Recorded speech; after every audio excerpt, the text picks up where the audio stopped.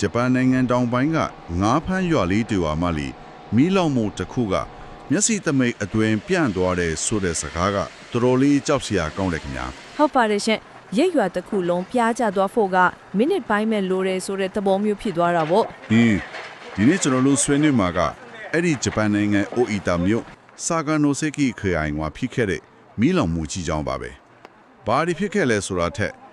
ဘာကြောင့်ဒီလောက်အထိစိုးသွားရတယ်လဲဆိုတဲ့အကြောင်းရင်းတွေကိုအတွင်းကြကြလီလာကြည့်ကြရအောင် ဒါကသာမန်မီးလောင်မှုတစ်ခုလို့ပြောလို့မရဘူးရှင်တဘာဝအန်ဒီရဲ့တစ်ခုတည်းကြောင့်မဟုတ်ပဲရာသီဥတုအဲ့ဒီမျိုးရဲ့တိဆော့ပုံ ဟုတ်ကဲ့ ပြီးတော့ဂျပန်နိုင်ငံရဲ့လူမှုရေးပြဿနာတွေအားလုံးပေါင်းပြီးဖြစ်လာတဲ့ကပ်ဘေးတစ်ခုလို့မြင်ရမှာပါ ပျက်စီးဆုံးရှုံးမှုစီးရင်ကိုကြည့်ုံနေတဲ့တော်တော်ထိလန့်ဖို့ကောင်းတယ်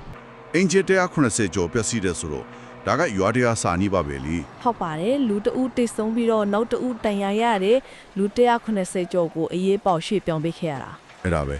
ဘလို့ဖြစ်ပြီးဒီလောက်မြန်မြန်ပြန့်ထွားတာလဲအဲ့ဒါကအထူးကမေခွန်းပဲ အဲ့ဒီနေရာမှာပဲအတိကအချက်တွေရှိနေတာရှင်အဖြစ်အပျက်တွေကတစ်ခုနဲ့တစ်ခုချိတ်ဆက်နေတယ်ပထမဆုံးလာတဲ့ရာသီဥတုပေါ့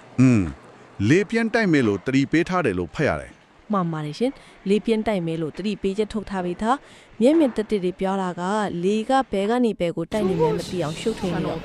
မီးညွန့်ကဘဲကိုကုမလဲဆိုတာခံမလို့မရဘူး ရာသီဥတုကစိုးနေတဲ့အထက်မှာရွာရဲ့တိဆောက်ပုံကိုယ်တိုင်ကပါမီးကိုပို့ပြီးတော့အားပေးသလိုဖြစ်သွားတယ်လို့ဆိုရမှာ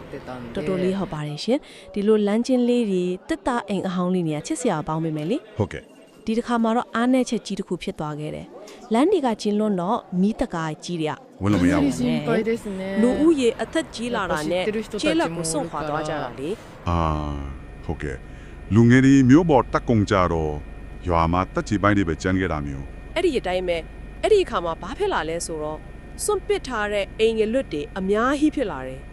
အဲ့ဒီအိမ်ငယ်ကမီးလောင်ဖို့အသင့်ဖြစ်နေတဲ့ထင်းပုံကြီးတွေလိုပဲ ဒါဆိုမီးကလူနေတဲ့အိမ်ကနေအိမ်ကလွတ်ကိုအလွဲတကူကူးသွားပြီ ဟုတ်တယ်အရှင်ပိုကောင်းသွားစေခင်တာပေါ့ ဒါဆိုရင်လေပြင်းလမ်းချင်းတက်တာအိမ်ဒီအချက်တွေပြင်းလူမှုဖွဲ့စည်းပုံပြောင်းလဲလာတာကပါဒီကဘေးကိုပိုဆိုးစေတဲ့နောက်ွယ်ကအကြောင်းရင်းတကူဖြစ်နေတာပေါ့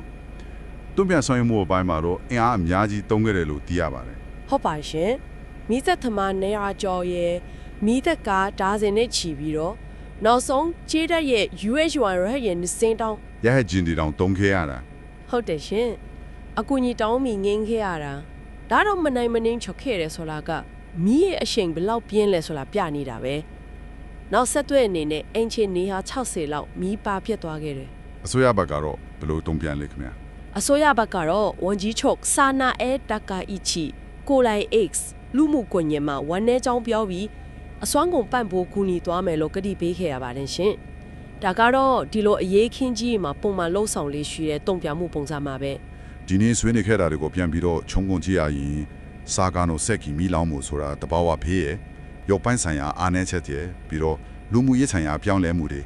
အဲ့ဒီသုံးခုရဲ့ကြောက်စရာကောင်းတဲ့ပေါင်းစပ်မှုတစ်ခုရဲ့ရက်လက်လို့ဆိုနိုင်တယ်နော် ဟုတ်ပါတယ်ရှင်ဒီဖြစ်ရကကျမတို့ကိုအရေးကြီးတဲ့မေးခွန်းတစ်ခုမေးသွားစေတယ်ဂျပန်မှာပဲဖြစ်ဖြစ်ကမ္ဘာနေရာအနှံ့မှာပဲဖြစ်ဖြစ်ဒီလိုထက်တန်ရင်လူနေရက်ကွက်တီမျိုးဟောင်းတွေအများကြီးရှိနေတယ်လေ မှန်ပါ အနိုင်နဲ့အန်ဟဲလီကိုရင်ဆိုင်ဖို့ကျမတို့ဘယ်လောက်အထိအသင့်ဖြစ်ပြီလဲ စဉ်းစားစရာပဲဆိုလိုတာကကိုယ့်ရဲ့တမိုင်းအမွေအနှစ်တွေကိုထိမ့်သိမ့်တယ်ဆိုတဲ့ခေါင်းစဉ်အောင်မှာအနာဂတ်ရဲ့ဘေးကင်းလုံခြုံမှုကိုပေါင်းနှံနေကြတာများလားဆိုတဲ့မိခွန်းမျိုးပေါ့